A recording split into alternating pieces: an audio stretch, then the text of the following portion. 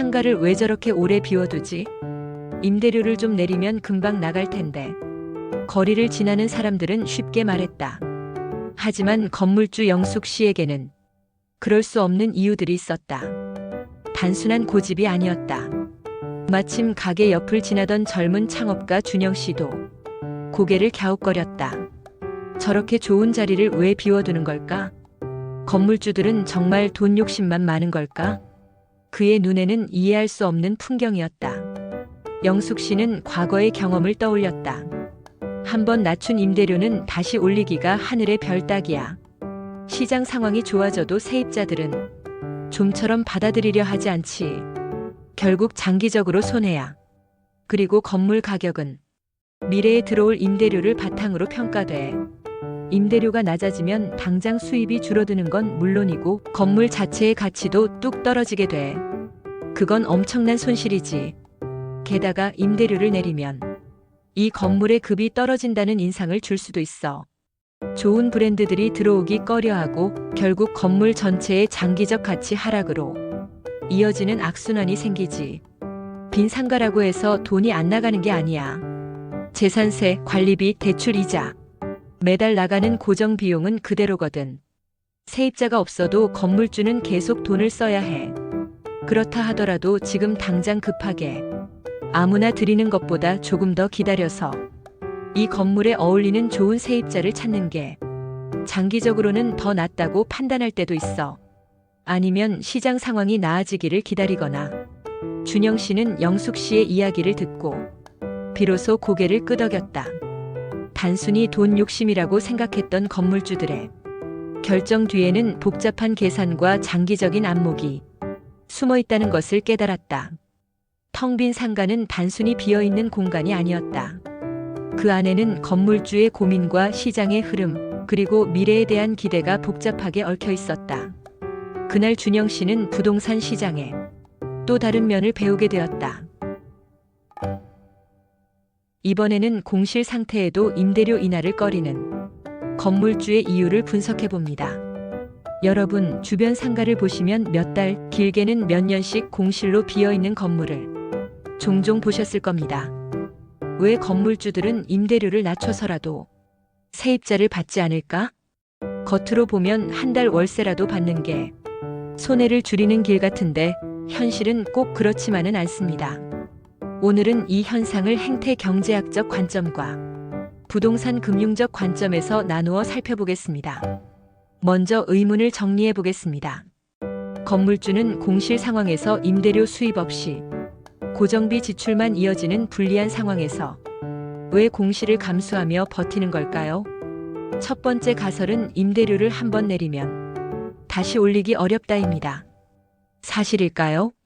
두 번째 가설은 임대료 하락이 곧 건물 가치 하락으로 이어진다입니다. 정말 그럴까요? 먼저 행태 경제학적 관점에서 이 문제를 살펴보겠습니다. 첫째, 손실 회피. 행태 경제학의 대가들인 카너먼과 트버스키의 행동 경제학 실험에 따르면 사람들은 손실의 고통을 같은 액수 이익의 기쁨보다 2배 이상 크게 느낍니다. 따라서 건물주 입장에서는 공실로 월세를 못 받는 것보다 임대료를 낮춰 영구적으로 손해를 보는 것이 더 크게 다가올 수 있습니다. 둘째, 기준점 효과입니다. 건물주는 과거 받던 임대료를 심리적 기준점으로 삼습니다. 그보다 낮게 받으면 손해로 느끼지만 공실은 언젠가 채울 수 있다는 기대를 남깁니다. 셋째, 신호 효과입니다. 임대료를 인하하면 이 건물은 인기가 없다는 시장 신호를 줄 수 있다고 생각합니다. 이는 주변 세입자와 투자자에게 부정적 메시지를 주기 때문에 건물주 입장에서는 차라리 공실로 버티는 게 낫다고 생각합니다. 다음은 부동산 금융의 관점에서 살펴보겠습니다. 첫째, 건물 가치와 담보력. 상업용 건물의 가치는 순영업소득을 기준으로 산정합니다. 임대료가 하락하면 순영업소득이 감소하고 이는 건물 평가액을 하락시켜 담보가치 축소로 이어집니다. 이렇게 되면 은행 대출에서 불리한 상황에 몰릴 수 있습니다. 자기 돈만으로 건물을 사는 것이 드문 상황에서 대출은 중요한 자금 조달이므로 고민하지 않을 수 없습니다.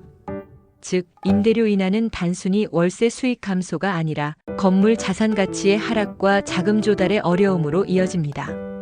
둘째, 계약의 경직성. 임대차 계약은 보통 1에서 3년 이상 고정됩니다. 따라서 임대료를 낮추면 그 기간 동안 낮은 수익이 확정됩니다. 반면 공실은 언제든 상황이 나아지면 새로운 임차인을 들릴 수 있는 옵션이 남습니다. 셋째, 장기적 자산 관리. 상업용 건물은 단기 현금 흐름보다 장기 보유에 따른 자산 가치 상승을 중시합니다. 따라서 당장의 월세 손실보다 시장 임대료 수준을 방어하는 것이 오히려 합리적 전략이 됩니다. 종합해보면 버티기의 논리를 이해할 수 있습니다. 건물주들이 임대료를 쉽게 내리지 않는 이유는 심리적으로는 손실 회피와 기준점 효과 때문에, 금융적으로는 자산 가치와 대출 협상 능력 방어 때문이라고 해석할 수 있습니다. 그래서 공실을 감수하면서도 버티는 전략을 택하는 것입니다. 즉, 단순한 고집이 아니라 행태적 편향과 금융적 합리성이 동시에 작용하는 복합적 현상이라고 볼 수 있습니다. 그렇다면 여러분에게 질문 하나 던져보겠습니다. 만약 경기 침체가 장기화되어 공실이 오랜 동안 지속된다면 건물주의 이런 버티기 전략은 여전히 합리적일까요? 아니면 시장 균형을 깨트리고 지역 상권을 더욱 악화시키는 비효율일까요? 답은 여러분 머릿속에 있습니다. 이번에는 공실 상태에도 임대료를 쉽게 내리지 않는 건물주의 행동을 행태 경제학과 부동산 금융의 관점에서 살펴봤습니다. 겉으로는 비합리적으로 보이지만 사실은 장기 자산 가치와 협상력을 고려한 전략적 선택일 수 있다는 점을 이해하는 것이 중요합니다. 이상입니다. 감사합니다.